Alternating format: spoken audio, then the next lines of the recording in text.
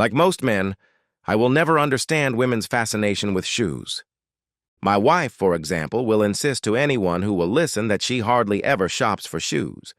However, when I last looked in her closet, there were probably 30 pairs of shoes, and I don't believe that any of them have been in the closet for more than 2 years. That's 30 pairs bought in the last 2 years, which probably replaced 30 pairs bought in the previous 2 years. For comparison, I have 1 pair of black shoes, 1 pair of brown shoes, 1 pair of boots, and 1 pair of sneakers. I've had the brown shoes and boots for about 3 years. It was one of those 30 pairs, a fairly inexpensive pair of Jimmy Choo shoes that cost only about $800, that marked the beginning of the end of my 22-year marriage.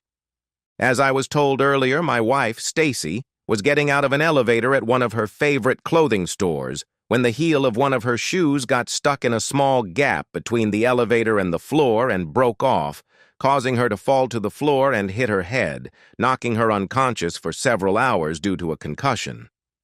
When I arrived at the emergency room about 15 minutes after Stacy called one of her friends who was shopping with her, my wife was lying unconscious on a bed, hooked up to several tubes from an IV, and a doctor and nurse were examining her. I stood quietly at the door and watched them work for a few minutes until they noticed me. They both grimaced, which I took as a bad sign, although the only visible problem was a bandage on her forehead near her hairline. Doctor, what am I missing? I see a small bandage, an unconscious wife, and 2 frowning medical professionals, I asked nervously. The doctor looked down, then looked the nurse in the eye before turning to me. He cleared his throat. The good news is that she should wake up any minute now.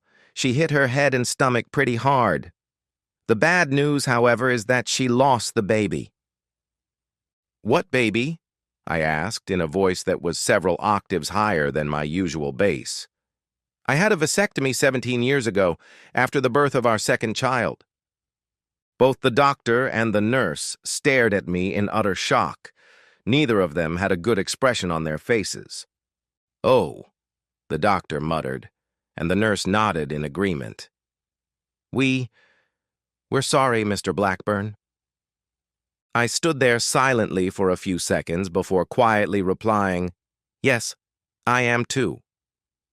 The doctor explained that while my wife was unconscious, they had run several tests, including a blood test, which showed that she was pregnant.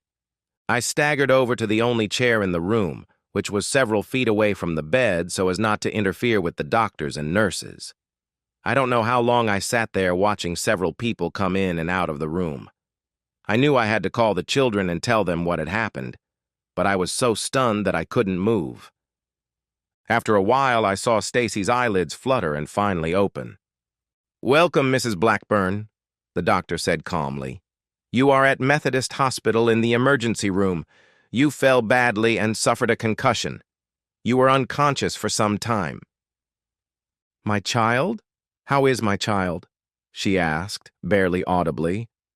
"The baby didn't survive. I'm very sorry," he said quietly, and Stacy burst into tears. At that moment, I got up from my chair.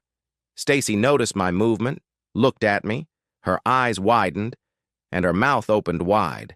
I didn't say a word, and silently left the room. I spent the next half hour driving, telling the children about the accident with Stacy and that she had lost her baby. "Her what?" "What did you just say, Dad?" Our son Rob practically shouted over the conference call. "I thought you said—" "I had a vasectomy, Robbie. Obviously, it's not my child," I growled. "So, she was having an affair." "With whom?" Our daughter Lainey shouted. "How the hell should I know?" I yelled back. "Obviously, I had no idea she was having an affair, otherwise I would have divorced her already." There was silence on the line as both children digested what I had just said. "Are you saying there's no chance of reconciliation?" Lainey asked. This time I was the one who was silent for a while. "I have no idea how long this affair lasted or how many men she slept with. But getting pregnant when I had a vasectomy is incredibly stupid and disrespectful. She knew it was irreversible and that there was no way I was going to raise someone else's child. The doctor said the baby is about 3 months old, which means she could show up any day. So I just believe she waited until the last minute to tell me. Something's wrong. I mean, besides the pregnancy, but I don't know what yet. Nevertheless, I'm not going to hang around here and be a willing cuckold. She's history. In the future, she may become someone else's problem. That's cruel, Dad, but I believe we understand, Rob said. 30 minutes after I got home, I did all the mundane financial stuff necessary for a divorce and called my friend Quincy LeGrand, a damn good lawyer, even if he couldn't shoot a free throw to save his life when we played basketball together at the local YMCA. He agreed to meet me at his office at 7 a.m., technically before his workday started, the next day, if I agreed to stop teasing him about his inability to shoot a ball. It seemed like a fair deal to me. After taking care of everything I needed to do, I made myself a salad, sat down at the kitchen table, and tried to process what I had learned earlier that day. My first reaction was shock. I had no idea that my wife, my best friend and soulmate, could betray me so completely and ruthlessly and act as if nothing had changed in her life. Since I earned a very good living, Stacy didn't work, but she was involved in several volunteer committees in the city, so she had time for affairs if she wanted to. Either I was a complete idiot, or she was a very convincing actress, because I never believed she could cheat on me. Damn, I didn't see that coming. We always had a great relationship, both emotionally and sexually. Yes, we didn't have sex every day anymore, but we still made love 2 or 3 times a week, and I know for a fact that she still responded well to my caresses. So what the hell happened? The next morning, Quincy assured me that the divorce could be finalized in 6 months if my wife didn't fight it. Considering she had been cheating on me, I couldn't understand why she would fight it. I had barely finished my conversation with Quincy when my father-in-law called. I was close to my in-laws because my parents had died in a car accident when I was 30, and Stacy's parents had stepped into my life to fill the void as best they could. "How are you holding up, Matt?" my father-in-law asked. "I imagine today has been a shock for you." "You have no idea, Dad, and I hope you never do," I replied. I never believed that Stacy could do something so disgusting to me. If she cared about me at all, she could have at least asked for a divorce before cheating on me with whoever it was, like a common whore. "Careful, Matt. She's still my daughter," John Olson warned. "Even if she did something bad, she's still my daughter." "I understand, Dad, but even if she is your daughter, you can't say that what she did wasn't incredibly low. What would you have done if Mom had done that to you?" I asked. I heard him hold his breath. He was probably hoping I wouldn't ask him a question he would have to answer honestly. "I would probably kick her out as far away from me as I could, but I hope you'll be a better person than me and try to make peace with her," he said. "Since you've been honest with me, Dad, I'll be honest with you. Right now, I don't want to see that cheater anymore. I didn't do anything to deserve that kind of disrespect from her. Hell, I don't even know if I'm the only bastard she's been sleeping with. Excuse my French, Dad." Everything was going well, at least I believed that until today. And then I found out she had been cheating on me, smiling in my face every day for the last few months. I have no idea how long it's been going on, but it was probably not a one-time fling. "Yes," he whispered. "I believe you're right. It wasn't a one-time fling. I don't know what to say to you. I'm incredibly disappointed in her. I think if everything is okay, she'll be discharged the day after tomorrow. They want to keep her in for a little longer because she suffered a concussion and was unconscious for several hours. If you want, Mom and I can pick her up from the hospital and take her to your place. Only if you promise not to hurt her physically. Psychologically, that's up to you, I guess. I can't in good conscience say she doesn't deserve it." I promised my father-in-law that I wouldn't hurt his daughter. When I came home from work 2 days later, she was sitting on the couch, wrapped in a blanket. "Well, the whore is back. Did you have a nice rest?" I asked, sarcasm dripping from every word. How could you do this to me? I lost my baby, you bastard, she yelled at me. Exactly, your baby, not mine and yours. Why the hell should I care about your baby? What the hell did you believe? I replied, trying to contain my anger and keep the promise I made to my father-in-law. I didn't want it to turn out this way. But when it did, I didn't feel guilty. I felt excited, powerful, like I had an advantage over you. I've been fucking you over for the last 6 months. Ha! Fucking you over! Owning you! You were my cuckold, bitch! I'm sure I could have manipulated you into raising someone else's child if I hadn't stumbled that day, she said. I was a good wife to you for over 20 years. It gave me a sense of power. The longer she talked, the more nauseous I felt. I was second. I threw up right there. But luckily, nothing came out. Who the hell are you? What did you do to the Stacy I married? I asked, genuinely shocked by this woman's behavior, not to mention the fact that I was nauseous. I never treated you as anything other than an equal partner in this marriage. Where does this bitterness come from? Did you really treat me as an equal, Matt? Did you sacrifice your career to raise our children? I don't believe that, she said heatedly. Now it was my turn to be angry. We talked about this before the wedding. My career was more lucrative, and you could stay home. You always said you liked being able to come and go as you pleased, not being tied to a desk, so to speak, I said. She sat there looking smug. I don't believe she understood how I struggled with my principle of never raising my hand to a woman. Then I realized that my wife was an actress with tremendous talent. She hadn't loved me for a long time. So who's the new lover? Who replaced me in your heart? I asked, trying not to show my pain. Derek. You know Derek from next door, she replied, and her smug smile grew even wider, and it felt like someone had punched me in the stomach.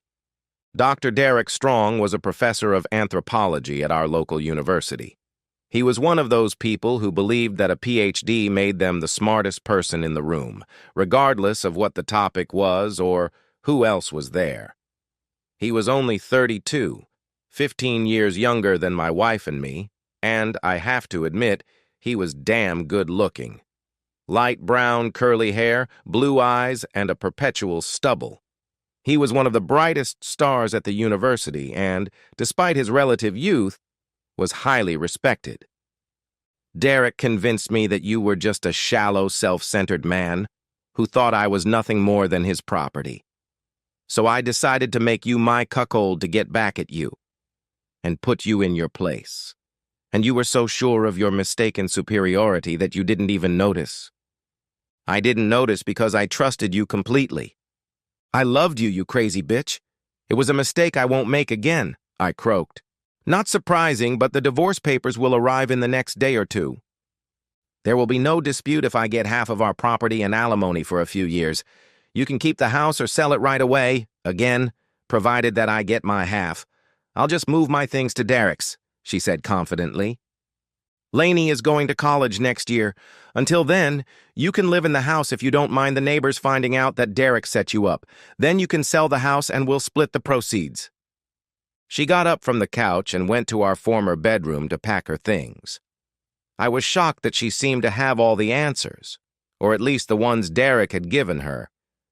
It seemed to me that she was under his strong influence. I was completely erased from her life. I don't know how many neighbors knew about Stacy's affair with Derek, but over the next few weeks, many of them looked at me with sympathy. A couple of the more daring ones, who apparently weren't privy to the neighborhood gossip, even asked me what was going on, since Stacy was now frequently seen at Derek's house. Several men in our neighborhood expressed condolences, I guess, about the situation, and contempt for Derek. I don't understand why Stacy was surprised when she tried to enter the house that was now mine, and found that her key hadn't worked for 2 weeks after she moved in with Derek. I got a call at work and was berated for not letting her get her things out of my house. On the wise advice of my attorney, I have changed all the locks and the garage code. Since you abandoned this house and no longer live here, You have no right to enter my home whenever you feel like it. You can pick up whatever belongs to you when I get home from work, and not a minute sooner. And before you ask, Lainey has no right to let you in, and you shouldn't provoke her, considering how she feels about you right now," I said. When our divorce was finalized 6 months later, Stacy was clearly pregnant again. Lainey was furious with her mother because her classmates wouldn't leave her alone, calling Stacy a pregnant slut. "Damn it, Dad," Lainey complained one evening at dinner. "Couldn't she have waited until I was gone to get pregnant? I don't need a little brother or sister. All anyone will talk about is whether she'll pull out her boobs and feed the baby at the prom." I didn't answer my daughter because I wasn't sure if Stacy would do it or not, since I no longer had the slightest idea what was going on in the mind of my formerly demure wife. "One thing I can tell you for sure, I'm not babysitting that little brat," Leanne growled. Lainey's relationship with Stacy warmed up a bit as my ex-wife's pregnancy progressed, and she was even invited to a baby shower thrown for Stacy by a neighbor. My daughter practically apologized to me when she said she was going because she felt like she was betraying me, but I told her not to worry because Stacy was still her mother and they needed to maintain a relationship. "I suppose you're not even going to buy a gift for the baby when it's born?" Lainey asked me a few weeks before Stacy's due date. "No way," I replied emphatically. Rob was less optimistic than his sister about his mother's actions and her pregnancy. He was a sophomore in college and didn't even come home when Stacy gave birth. When he came home for his sister's graduation, he stayed with me and didn't go over to the neighbors to see his mother and his new stepbrother. He finally saw the baby right before the ceremony when Stacy and Derek came over and introduced him to the boy they had named Derek Jr. "He's a smug little bastard. Why haven't you knocked his teeth out yet, Dad?" Rob asked me as the three of them walked away. "Because he's waiting for that so he can arrest me," I replied. "I'm not falling for that. He can have the whore and their kid." I discovered that Rob was much more interested in revenge than I was. I had no immediate plans to date. I was waiting for the pain of Stacy's betrayal to finally subside. But Rob practically insisted that I dive headfirst into the world of dating and another part of my body. "Don't be pathetic, Dad. You have to show her that she gave up a vital, impressive stud for a pompous asshole. If you can't beat him with your fists, beat him at his own game. And show Mom she picked the wrong man," Rob explained. The more I believed in my son's plan, the more I liked it, even though I knew I needed someone to teach me how to be a womanizing maniac. That meant I had to call one of my old college friends, Spencer Fidrick. Spence was my age. We graduated from college in the same year, but he was still single. If there was a picture next to the word macho man in the dictionary, it would be his photo. He wasn't the most handsome guy in the world, and he wasn't the most athletic. But there was something about Spence that made him irresistible to women. He was practically a legend in high school, and from what I had seen and heard from him since then, not much had changed. He came to visit us once or twice a year, even though he was far from being Stacy's favorite person. She was always afraid he would corrupt me. That didn't happen then, but now... Spence spent a week with me, and I felt like I was back in high school. I took a week off work because I knew I wouldn't be able to keep up with Spence and stay productive at work. That was probably the last smart decision I made that week, other than stocking up on a new box of condoms. After not using condoms for what seemed like forever, I didn't like using them, but I didn't want to risk catching an STD. Spence and I went hunting, his term for it, 4 nights out of the 7 he spent at my place. To say I was educated would be a huge understatement. I discovered that there are many women who are looking for either Mr. Right or Mr. Right for now, although I tried to stay away from married women, even if Spence didn't. The hunt for prey after a quarter-century of marriage and no practice was quite intense and exhausting. By the end of the week, I had a newfound respect for Spence. "Damn, Spence, how do you do it? I'm exhausted, both physically and mentally," I told him as I drove him to the airport at the end of the week. Since Lainey left for college in mid-August, I had been lonely. Spencer arrived the week after she left, so from the end of August, my house suddenly became a refuge for single women, many of whom were quite attractive, if I may say so myself. I didn't try to hide this parade of women from my ex-wife and neighbors, but at least I tried not to be too obvious, no matter how hard I tried. I know that Stacy and Derek witnessed several women coming and going at various times, as did several other neighbors. The neighbors no longer smiled condescendingly at me. Their looks were more envious and surprised. At 48, Stacy was apparently having a hard time getting back into shape after her pregnancy, and I was regularly bringing home beautiful women between the ages of 30 and 60. I wondered what Derek was thinking. His days as a wandering stud certainly seemed to be over, considering he had a partner and a child waiting for him at home. However, I was wrong. Derek had not lost his reputation as a heartbreaker, at least according to two of his female students, who claimed that he had seduced them. One of them was pregnant and claimed that the child was Derek's. The university president was not thrilled with the students' revelations. For years, he had been able to ignore the claims of several women in town, but allegations of sex with students crossed the line. According to the local newspaper, he quickly launched an internal investigation. I learned that Stacy was no happier than the university president. 2 days after the story hit the papers, Stacy and the baby moved away. I was sitting on the porch swing drinking a beer when I saw my ex loading a couple of suitcases into the trunk of her car, putting the baby in the car seat, and driving away. I waved to her as she drove past my house on that beautiful spring day. I wasn't offended when she gave me the middle finger. I knew she wouldn't be struggling financially anytime soon, since she got half of our property in the divorce and I bought her out of my house. She didn't marry Derek, so she won't get anything from him except child support. I found it more than interesting to note that my standing among the women in the neighborhood suddenly rose, and their husbands seemed more than happy to interact with me openly. I wasn't surprised when, about a month later, the day after someone was beaten up, the police came to my house. To be honest, I didn't know about it until the police told me, but given the circumstances, the questioning made perfect sense. They said they would also question the fathers of the two students Derek was involved with, and my former father-in-law. The police quickly realized that I had nothing to do with the attack on Derek, although I probably shouldn't have offered to help pay the bail for the person who did it. I didn't voluntarily tell the police that I would have taken the money from my father-in-law, John Olson. Thanks to Rob and Spence, I experienced a sexual and emotional rebirth I never could have dreamed of. As Spence explained during the week he spent with me, much of the success in the dating world comes from being confident enough to put yourself out there with women of all ages and in different situations. I wouldn't have tried this without the support and guidance of my son and my friend. Despite my rebirth, I decided that I wasn't looking for a woman to replace my ex-wife. I enjoyed getting to know different women, and, to be honest, I made sure to explain this to every woman I went out with more than once.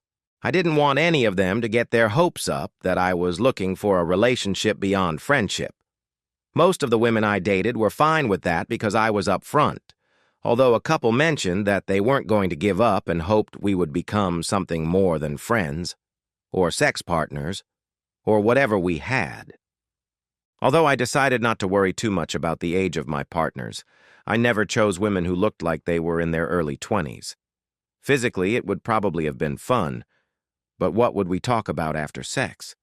At least with women over 30, we had a better chance of finding common ground, or so I thought. I also had no problem dating women between the ages of 40 and 60. As Spence explained to me, older women may not be as physically active as their younger counterparts, but they usually make up for it with effort, and often have a wealth of experience both in and out of bed. About 2 years after my divorce, I met Sally Darnell, a petite blonde with a curvy figure, whom I guessed to be around 40 when I first saw her at one of my favorite pubs. She appeared to be there with a group of friends in their 30s on a Friday night. After watching them for a while, I concluded that they were a group of co-workers, and Sally was probably their chaperone or mother figure, although she was 20, dressed very similarly to her younger charges, in a tight-fitting blouse with a plunging neckline and a short skirt that only reached the middle of her toned thighs. I was shocked when, on our third date, I learned that Sally was actually 54. She was clearly not wearing a bra under her blouse, which was unbuttoned down to her stomach, and her legs looked amazing in another mid-thigh skirt and 4-inch heels that begged to be sexed. I'm pretty sure I was drooling on her porch when she opened the door to greet me that evening. "Wow," I whispered, not quite realizing I'd actually said it out loud. "I was hoping for something more eloquent, but I can see you're barely conscious right now. If you don't start breathing, you're going to pass out," she said sarcastically. Without heels, Sally was barely 5 feet 1 inch. I discovered that her body was the result of good genes, 3 days a week at the gym, and playing pickleball. "My mom is 20 years older than me, she's 74, and she still gets attention," Sally said. "Wait, you're 54?" I muttered, not believing my ears. She looked concerned for a moment. "Too old?" she asked. "God, no. You're only a few years older than me," I replied. "I just thought you were around 40. "Oh, you're a handsome, silver-tongued devil. But no, at 54, I can't do the splits anymore," she teased. I blushed deeply when she looked at me, wondering how she could have known exactly what I was thinking. She might not have been able to do the splits anymore, but later she showed me that she could still lift her ankles above my shoulders, which only spurred me on physically after I brought her to several orgasms for the first time.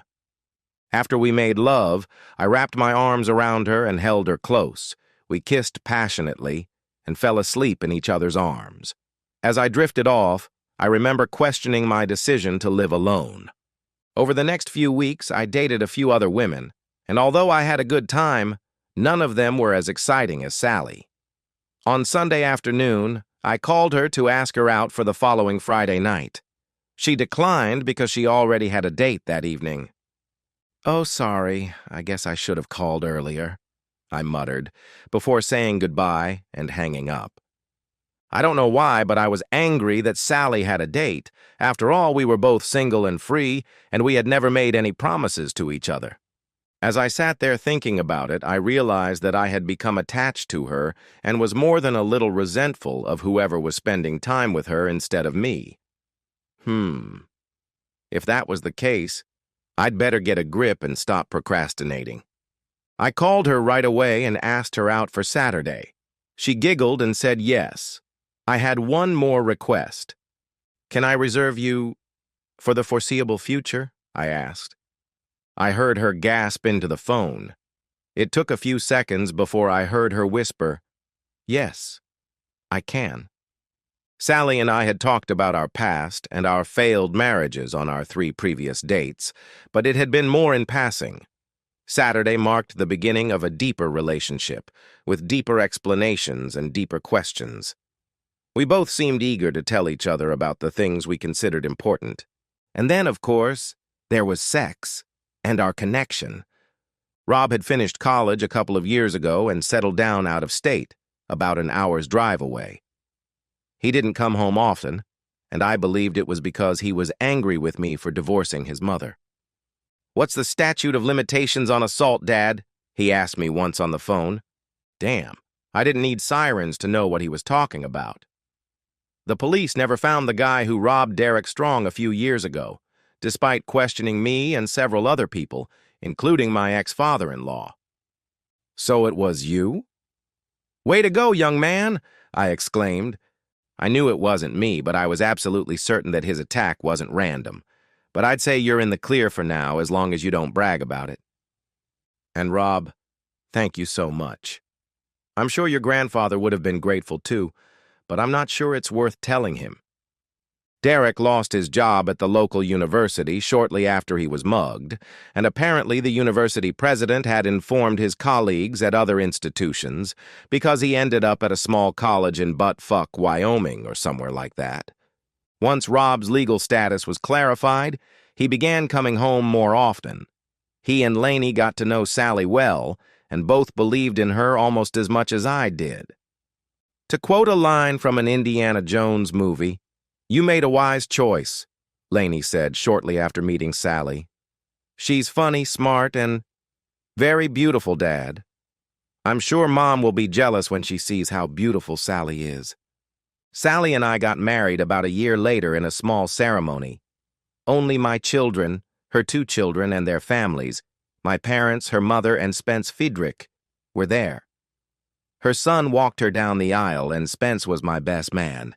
Sally was married for 18 years before she caught her husband with his mistress. Even though she had been single for 11 years when we met, she still had a distrust of men. She dated sporadically, but had not been in a serious relationship since her divorce. Because of what I considered to be blatant disrespect from Stacy at the end of our marriage, I tried to have as little contact with her as possible. I didn't participate in joint holidays or birthdays, even though we both lived in the same city. For example, Sally and I would exchange gifts on Christmas Eve so that Stacy and her parents could do so on Christmas morning. Stacy didn't like that. I didn't care.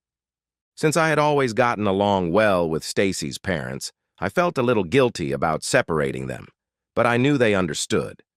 We discussed inviting them to our place for Christmas, but they both felt it would upset their daughter emotionally. "I know this sounds stupid, Matt, but Stacy would kill me if I told her we were coming to your place for Christmas. I know she treated you wrong, and I'd love to be with you and the kids, but I hope you understand," my father-in-law said. The exception to the rule was my children's weddings. Stacy and I even sat next to each other in the front row during the ceremony, although we hardly spoke to each other. Then Sally and I sat at a table with Sally's children during the reception. I hardly spoke to my ex-wife at either wedding, although she tried to strike up a conversation several times. "Can we at least act like adults?" Stacy asked at the wedding of Lainey, the second of our 2 children to get married. "That didn't work very well when we were married, so no, now that we're not married," I replied. Interestingly, Stacy's son, Derek Jr., took a liking to my Sally and followed her around like a puppy at Lainey's reception. Being a kind person, Sally was friendly to the boy, which seemed to annoy my ex-wife but impressed her parents. I barely noticed the child's existence. I understood that he wasn't to blame, but he was the living embodiment of Stacy's betrayal. Both of my children told me that their little half-brother was a good boy and that they loved him. I understood them completely and told them that I was glad they both got along well with DJ, as everyone called him. Their relationship with him was completely separate from their relationship with me. Although Stacy was not in financial difficulty, she did not live in luxury, as Derek had not paid child support since he left, according to her parents. In addition, a 5-year-old child did not leave her much free time to enjoy me time. She looked 20 pounds heavier and unkempt. In contrast, Sally was glowing. She was in good shape, had her hair and nails done, and as usual, looked and acted at least 10 years younger than her 57 years. Over the past year, Sally and I had been taking dance lessons at her insistence, and I must admit that I believed we looked pretty good on the dance floor. My daughter's new relatives were very impressed with our skills, and we really enjoyed getting to know them. In fact, we got along so well that we even talked about going on vacation with them in the near future. My daughter came up to Sally and me about halfway through the reception, looking serious for the first time all day. "Something wrong, sweetie?" I asked. She looked uncomfortable. Whatever it was, I knew I would fix it if I could. "Listen, Dad, you and Sally threw me an amazing wedding, but I need one small favor," she began. "Mom hasn't danced with anyone all night except Robbie once. She looks miserable. I know you've tried not to talk to her since the divorce, but could you dance with her once or twice? Maybe then everyone will realize that she's not as awful as everyone in our family seems to think she is." Sally and I exchanged glances, then looked at my ex-wife, who did indeed look unhappy. By this point, everyone in our family knew the story of my marriage and divorce, and judging by the fact that no one had spoken to her, I would say they had taken my side. "Dad, Grandma asked me to ask you. She was afraid to ask you herself." I looked at my ex-mother-in-law, who was staring straight at me, her eyes pleading. As I mentioned, I got along well with my in-laws. When I looked at my wife, I saw the same pleading look. Damn it, I couldn't say no to Sally. "It's just a couple of dances, Maddie, please," she begged. "Thanks, Sally," I heard Lainey say as I got up from the table. Stacy was sitting with her back to me when I approached the table where she was sitting with my former in-laws and Derek Jr. She nearly jumped out of her chair when she felt my hand on her shoulder and turned to me. "Matt, what's wrong?" she asked cautiously, knowing that I only spoke to her when something was wrong. "It's nothing, Stacy. I just thought the parents of the bride should dance together at least once. We created this beautiful creature. We should at least celebrate that," I said. Her face instantly changed from concern to joyful. I felt rather than saw the smile on my ex-mother-in-law's face. Stacy wasted no time in taking my outstretched hand, and I led her onto the dance floor as a slow song began to play. She leaned into me without hesitation and rested her head on my chest. It must have been halfway through the song before she spoke. "I need to apologize to you, Matt," she said. "Looking back, I realize I never apologized for hurting you, for being a stupid, stupid woman. I'm not going to apologize for cheating on you. I knew it was wrong, but that didn't stop me at the time. But I never asked for forgiveness for hurting you, even though asking for forgiveness wouldn't have changed anything. I fell for the tricks of an experienced seducer and started believing below the belt. I was stupid and selfish." She tilted her head back to look me in the eyes. I could see that the pain in her eyes was real. It was the first time she had shown any remorse. I tried my best to keep a neutral expression on my face. It took all my self-control not to hit what she called herself. Stupid, stupid woman. To this day, I still can't understand how she could have left me after 22 years. When I didn't answer, she pressed her face against mine. I noticed that my wife and daughter were watching us from the table. "You look very happy with your beautiful new wife," she added. "I've noticed that you two can't keep your hands off each other. I remember when we were like that. I'm glad you found someone you can call your own. When I still lived next door, it seemed like you were in a date of the week club. For a while, I believed you were doing it to make me jealous. You know, I was sitting at home with a child, and you were enjoying the solitude in our town. And unlike Derek, I knew they were all lonely. I knew you were too honest to date someone else's wife. Experience had taught me that someone who chases another man's wife is unlikely to be man of the year. You know the old saying, karma's a bitch? Well, I've discovered that it's true, and her name is Stacy, a dumb bitch at that." "I can't say I'm sorry it didn't work out for you," I said. "To be honest, I was glad your lover turned out to be a jerk." She tilted her head back again to look at me. This time I was smiling. She seemed a little puzzled by that. "Hey, I never said I was perfect. You set me up. I'm glad you got what you deserved," I said. She smiled back at me. "Fair," she said, a little louder than a whisper. The second song ended, and I walked her back to her table. I could see she was disappointed that we weren't staying for a third song. "Have you ever wondered what it would have been like if we had stayed married?" she asked. "Honestly, no," I replied.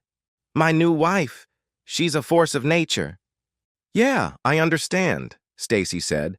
"Our kids love her, and it seems like everyone just gravitates toward her. Hold on to her, Matt." That last remark hit me hard. I had tried so hard to keep my mouth shut.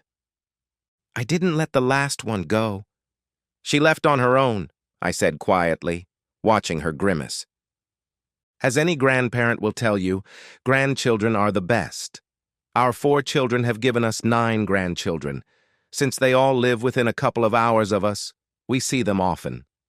Gamma, as all the children call Sally, is a rock star among grandmothers. She is always full of energy, but when she is with her grandchildren, she seems to turn it up a notch. Both of my children call Sally Mom, and I am Dad to Sally's 2 children. The 2 sets of kids get along really well, so when we get together, which is several times a year, it's always a big party. In fact, at Lainey's insistence, we started inviting my ex-mother-in-law and father-in-law, and after some initial awkwardness, they now fit right in with our group. They are both very grateful to Sally and me. I never ask about my ex-wife, and they don't mention her in conversation. At Christmas, Sally always buys a present for Derek Jr. and gives it to my parents to take to him. She signs the card simply, "Love, Matt and Sally." A few years later, a few days before Christmas, as my father-in-law and I were sitting in the living room drinking eggnog, there was a quiet moment. "Mom and I can't thank you and Sally enough for including us in your family life," John said quietly. "Although I can't help but regret that Stacy and DJ can't be here to enjoy this." He saw me frown and hastened to finish his thought. "I'm not suggesting you invite them," he added quickly. "I just regret that my foolish daughter threw it all away because of her selfishness and easily fell under the influence of a man who never loved her the way you do. That's not how we raised her, Matt." "I know it's not your fault, Dad," I replied. "I've never blamed you for her choices.